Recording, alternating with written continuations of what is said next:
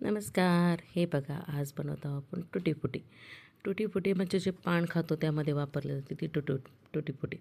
त्यासाठी आपण हे टरबुजाच्या सालीचे, म्हणजे आता तुम्हाला दाखवते मी. आम्ही टरबूज खाल्लं होतं, त्यानंतर त्याची जी साल उरली होती त्याचा आपण व्हाईटमधला भाग आणि कडाचं साल काढून टाकलं होतं. बघा, जे कडक असतं हिरवा भाग काढून टाकला होता आणि त्यानंतर हे व्हाईट जे असतं ते आपण त्याचे काप करून घेतले होते.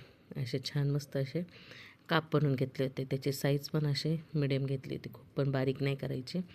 असं तुम्हाला आवडेल त्यानुसार ती साईज करायची. मग पाणी ठेवलं पातेल्यामध्ये, 2 ग्लास ते खळखळ उकळून घेतलं आणि त्यामध्ये आपण हे जे काप होते त्यामध्ये आपण टाकून घेतले.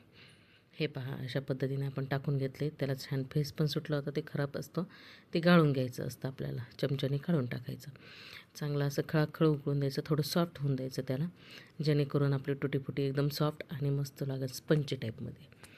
आणि पहिल्यांदाच बनवत होतो त्यामुळं थोडी मनात भीती होती की कशी होते म्हणून.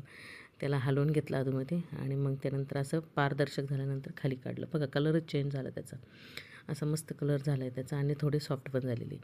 आणि मग आपण ती पाण्यातली उकळलेली बाहेर काढायची, थोडी थंड होऊन द्यायची. त्यानंतर 1 वाटीभर साखर घेतली, 1 ग्लासभर पाणी घेतलं, एका कढईमध्ये मी ती साखर टाकली आणि त्यानंतर त्याच्यामध्ये आपण पाणी पण टाकलं.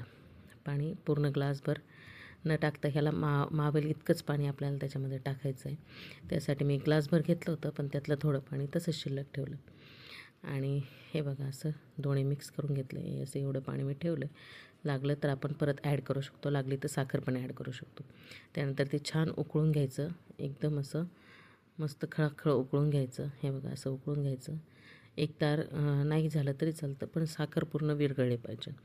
आणि असं मस्त आधीमध्ये ढवळून घ्यायचं ते त्या छान. मग हे जे टुटी फुटीचं आपण हे केलेलं होतं हे त्याच्यामध्ये टाकून घ्यायचं. आता माझ्या हातात मोबाईल असल्यामुळे मला जमलं नाही, पण नंतर मी पुन्हा ट्राय केलं आणि टाकलं. हे बघा, असं त्याच्यामध्ये हे करून घेतलं. त्यानंतर मग राधा वेट करत होती कधी बनते आणि कधी खाऊ. आणि मग हे असं छान मस्त उकळून घेतली आणि नंतर थंड झाल्यानंतर असं बाउलमध्ये सेट केलं.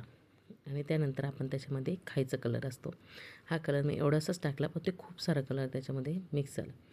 आणि लालसर मला तर 2-3 प्रकारची करायची होती, पण माझ्याकडे कलर कोणते शिल्लक नव्हते, फक्त लाल कलर होता. आणि मग मी ती अशा पद्धतीने छान अशी टुटी फुटी बनवली. खायला एकदम छान होती बघा आणि मस्त होती. अशीच पपईची सुद्धा होती. वाव, मस्त. बाय.